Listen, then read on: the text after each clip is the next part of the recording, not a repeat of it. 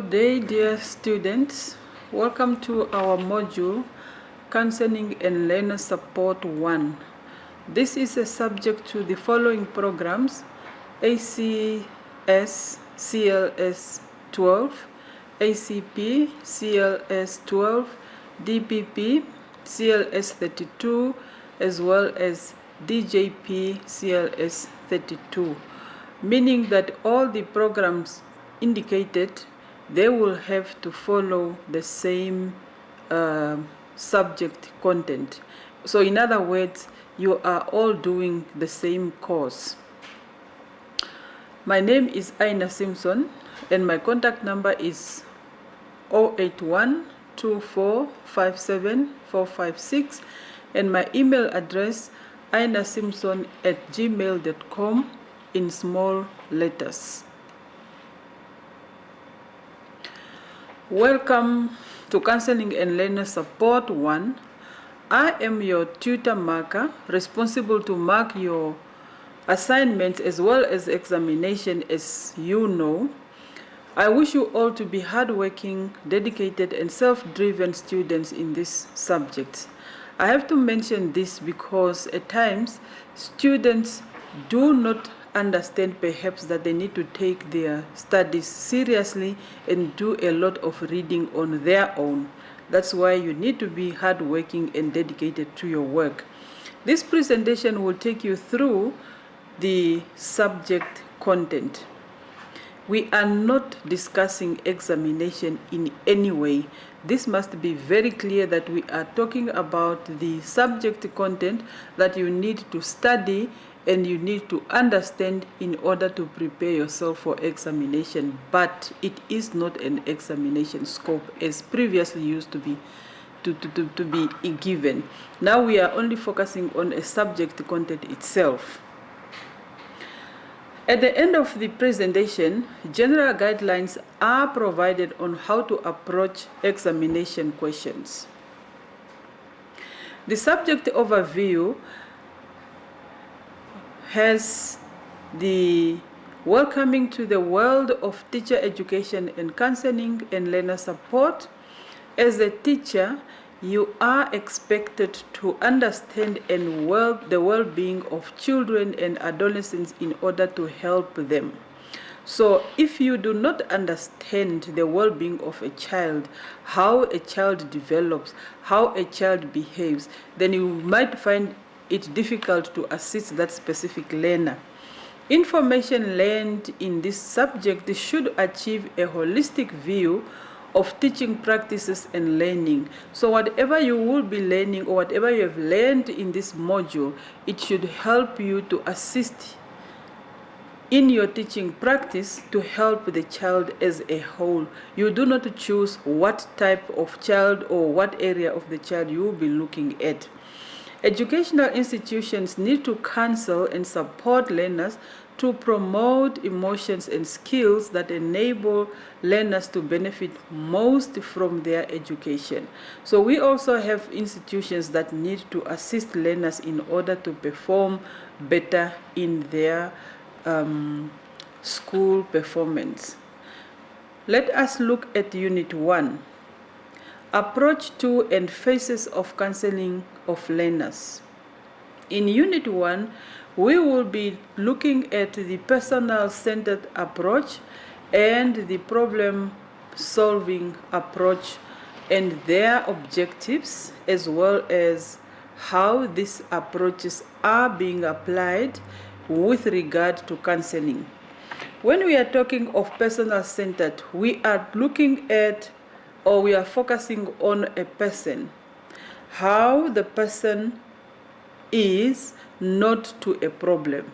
So that is already the name itself, it's guiding us on what is required of us to look at.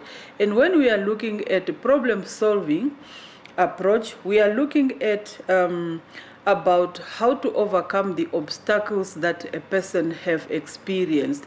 And now looking at that, we need to look at their objectives, why these approaches were done, as well as how are they being applied, and also we look at how a teacher can make use of such approaches in a classroom situation.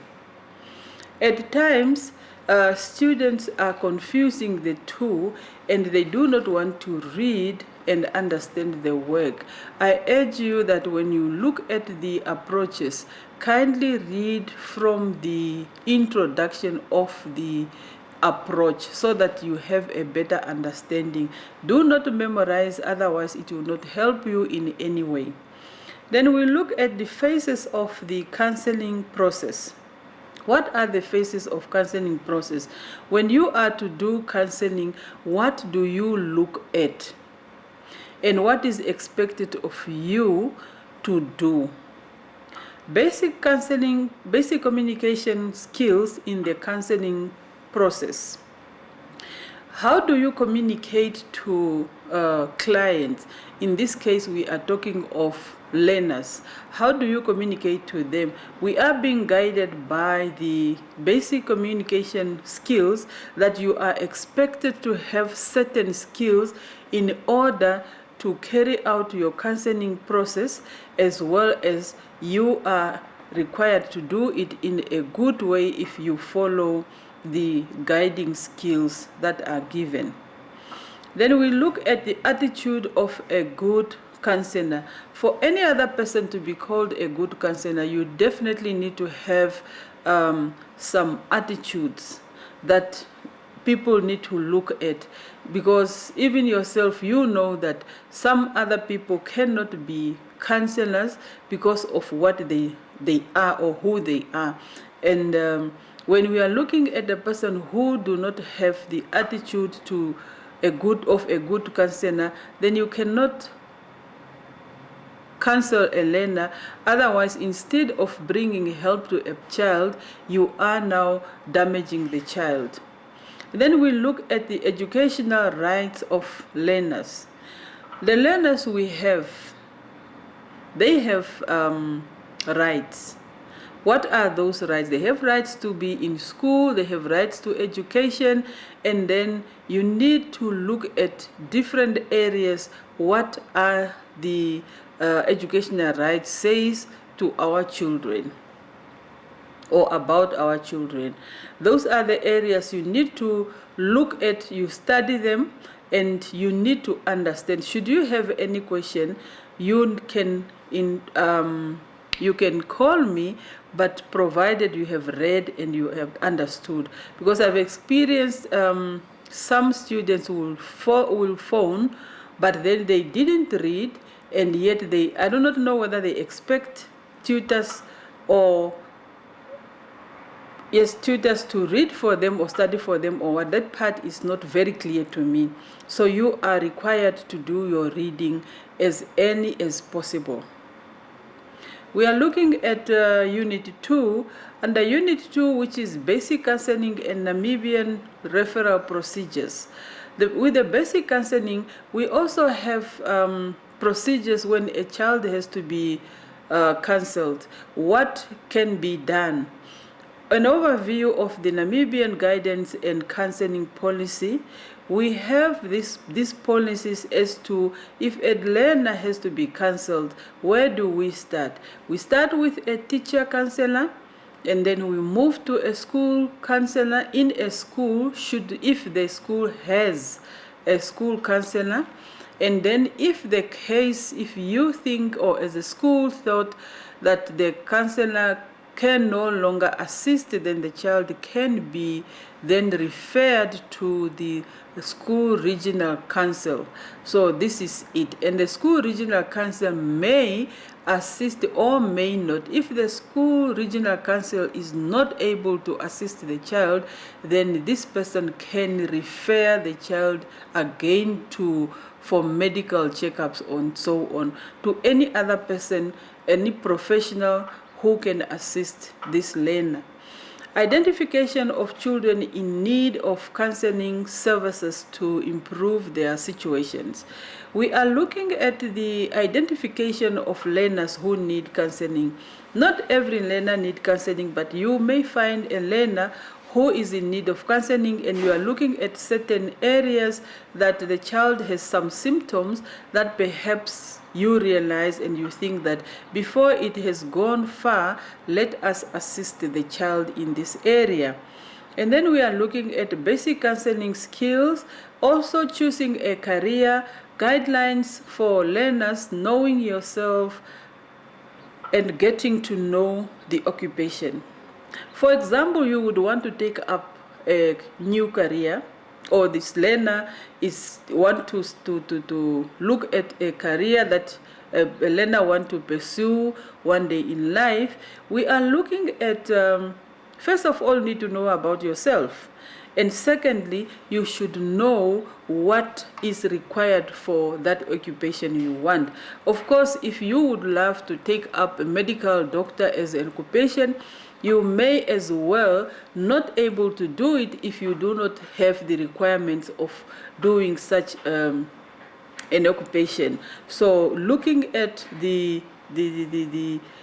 areas of knowing about yourself and knowing about your career will help you very much, or will help the child so much to understand whether the child, that person has to take up the occupation or not. And understanding is very important so that you do not regret and you follow the correct path. Unit 3, holistic approach to learning support. Ecological perspective of Bronfenbrenner, micro, meso, exo, macro, and chrono system. These are the environments or the levels that he came up with. And knowing that a child does not develop in isolation, there are categories or areas that environment that are divided, and these are micro. And so we start with the child in the center, and then we look at who is now next to a child. Next to a child, we have the family members, we have got the siblings, we have got the peers, we have got the family there. And then after the family, we have the school, we have other organizations around, so that's how it goes. And that is the environment. The Bronfenbrenner is talking about how a child grows, because the child, remember, does not grow in isolation. Relate the barriers to learning to a holistic approach to learning support. When we are looking at the barriers to learning to a holistic approach, we are looking at how best can one assist a child as a whole. And also by assisting the child, there are hindrance that could stop the process to move on. And what could that be?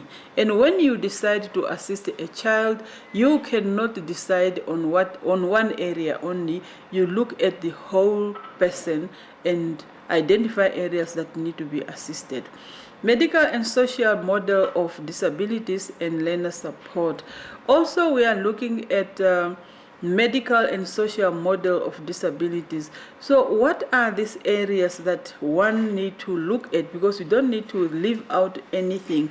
Medical areas is also far important, because as a child grow, then we need to look at how best can we support the child.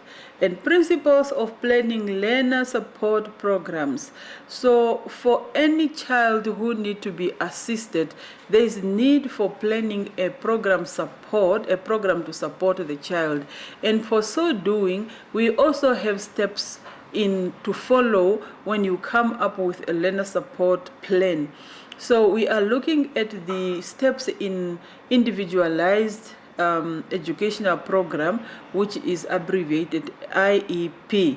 So you cannot just decide that, okay, this learner need to be assisted, I will come up with learner support plan for this child, then you need to be guided. There are principles that guide us and also steps to be followed. So you come up with your program, you think of the program. First you identify what areas that the child need to be assisted and what the program will entail, and also you look at the stakeholders to be involved, because it's not only you alone who can do the program.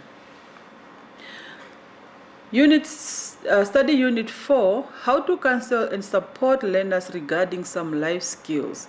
We are looking at lessons for life. Lessons for life includes managing emotions in life and interpersonal conflict. When a child is emotional, how do we assist for a child to overcome whatever type of emotions the child has? And should there be some conflict, should there be some misunderstanding between the learner and another party, how should this learner behave? Those are the areas that one need to look at. Reasons and consequences for substance abuse. We have this in our society. Our learners are using or abusing substance. In the substance, we have alcohol as well as drugs. So now there could be reasons why they decide to make use of such substances. So that is what you need to find out. What are the substances and what could be the reason why the child decided to make use of these substances? Is it because of peer pressure, or is it because of the environment where the child finds himself, or what could be the problem? Or are they too cheap that they can afford them?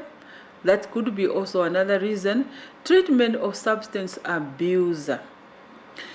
Such a child needs to be treated, but then there is need to find out whether the child is in a position to be treated or not, and what could be those type of treatments are.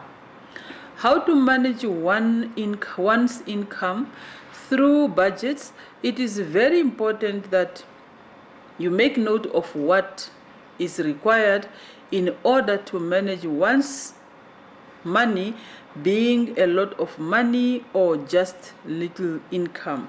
So in other words, any other person make use of money, you need to be able to manage whatever little money you have. Being it a lot of money or being it too little, you still need to learn how to manage it through budget, where you draw up your list and prioritize your needs before you finish all the money or before you spend money on one item only. The rights of smart consumer skills. As a consumer, you also have rights, because you do not want to buy something that you cannot afford, and you do not want to buy something which is overpriced because someone would want to make profit. You do have rights too. Study Unit 5, Education Law Issues in Namibia. Strategies for preventing learners from dropping out of school. What could be done in order for us to prevent the dropout of school? We have quite a big number of dropouts in school. Beginning of the year, learners come to school, but then as time goes, they start not coming to school up until they decide completely to leave school. So what strategies can be done so that these children are returned to school and perhaps they also start liking the school? Factors that cause anxiety in learners.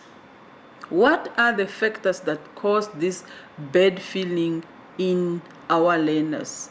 We are looking at the environment where these learners find themselves. We are looking at people around and what these children or learners are busy doing on a daily basis. The impact of single parent families on learners' lives and learning.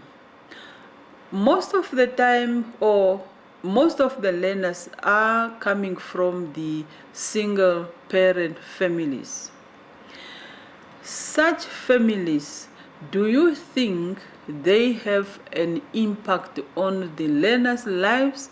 Do you think they have impact on the learners' learning? What do you say on that part? You can argue the way you understand the point by either saying you think the single parent families do not do good to their children, or they are the best, or whatever you think is best. Identify reasons for substance abuse and suicide around children. We have quite a number of children who are committing suicide. We do not know now whether this is happening after they have abused their alcohol or their substances, or how does it come, and what could be the contribution to that. Of course, we have a lot of examples in our society. Interpersonal relationship of learners' lives and learning. Now, with interpersonal relationships, we are looking at the relationship the learner has either with the family, with peers, with the teachers, with other people around. What is that the child have? When the child is with peers, how does the child behave? How does the child develop? When the child is only with parents, how does the child behave, and how far the child has developed, and so on. That is basically is meant by the interpersonal relationship. And then we look at Unit 6, the practice of good discipline with children. Compare autocratic and democratic approaches to disciplining learners. So in this case, we are talking of discipline, whether our learners are disciplined or not. And so we need to differentiate what is autocratic and what is democratic. So first of all, you need to understand these two types of approaches. And then after you understand them, then you know when you are talking of discipline, what are you talking about? Adolescence and self-discipline, consequences of developing and self-discipline in adolescence. So we are looking at self-discipline. What could be the cause of how a learner can be developed to be self-disciplined? What is that need to be done for any other person to tell that learner B or learner A is a self-disciplined learner? Because we have some learners who want to be like pushed in every area, and then we have those ones who are on their own. They do things on their own because they know when to do it and how to do it. Reasons of unacceptable discipline techniques. There are some unacceptable discipline techniques, of which one of them could be corporal punishment, which is abolished in Namibia. In the past, it used to work, but for now, for some reason, it is not working, as it is not allowed. So, but there could be some other areas also that people can think of in order to discipline a child, not only to harm, because most of the unacceptable discipline, they will harm a learner, either physical or emotional, and so on, whereby you can also find a parent or a guardian who will think that if I punish John not to eat, then he will be in a good way of thinking that he was wrong. But in the process of doing so, you are harming a child, which should not be the case. Unit 7, Nutrition, Nutrients, and Related Health Disorders. Definition of concept malnutrition as a health indicators and its examples. We are looking at what is the malnutrition and what are the health indicators. For any other person to tell that someone is a malnourished child, what do we look at? What are the health indicators that tell us that this is the type of child we have? Macronutrients and micronutrients and their functions, adequate nutrition and nutrition-related disorders diseases. All this has to do with nutrition, what type of food we eat, what do we need to eat, and how we need to eat it, and practice that support physical health. What are the practices that support physical health? So one needs to understand that besides eating, you also need to do exercises. You also need to move the body, not just to sit down and feed the body. That is not enough. How to support learners with eating disorders? We have some learners who have eating disorders. So how best can you assist the child? Because at the end of the day, as much as the child has enough food, this food can also turn out to be a problem when it turns out to be obese, that overweight. Unit 8, the prevention and treatment of learners affected and infected with HIV and AIDS. Factors that contribute to HIV transmission and how new infections can be prevented. We are looking at the factors that contribute to HIV transmission. For any other person to contract this disease, there should be some other things that the person has done. And how new infections can be prevented. For example, if a person is already infected, there are things that you are advised not to do. It does not mean that because you are already infected, then you should go around and sleep around. That is not what it means. Impact of HIV and AIDS on communities. Should we have half of the community infected? What impact will it have on the community? Definitely the work will not be done, and if the people become sick, there will be no income in the house and all that. So that will be now a very bad impact on the community. Caring for and support for children affected and infected with HIV AIDS. We have children who are infected, who are living with the virus, and we have those ones who are affected because their loved ones are infected. They become sick and they died finally. Difficulties faced by HIV AIDS orphans at home and at school. What type of difficulties do these children face, being at home or being at school? We have a popular example we have, like at home, most of these children, they become household owners. They are now the ones who are owning the house and looking after the rest of the peers, and also trying to find what they need to eat and so on. Those are some of the difficulties that they are facing. And also at school, they face quite a number of discrimination should other learners identify or learn that they are living in such a condition. Management of HIV and AIDS, how can it be managed? Of course, there are some factors that are known as to should you perhaps get infected, what do you do there? Because it's no longer a death threat, but it can be managed. So medications are available, and then you listen and you adhere to what you need to do, not to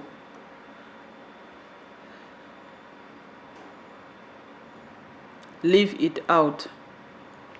Then we are looking at the examination format. The following aspects are important for examination. Students should make sure that they know the outcomes and exercises of each area unit, as most of the examination questions will come from these aspects. Students should study these areas carefully. That is now the basic counseling and Namibia referral procedures, holistic approach to learning, support and motivation issues, how to counsel and support learners regarding some life skills and self-esteem, education, law issues in Namibia. So basically we are looking at all the units, and we look at the exit outcomes. The impact of HIV/AIDS on the community, etc. The writing of examination will be a duration of 2 hours 30 minutes for 120 marks, and all questions are compulsory. There is no question that need to be left out, not answered. Your student number and your subject code should be written correctly, and you are required to read instruction carefully before you start writing.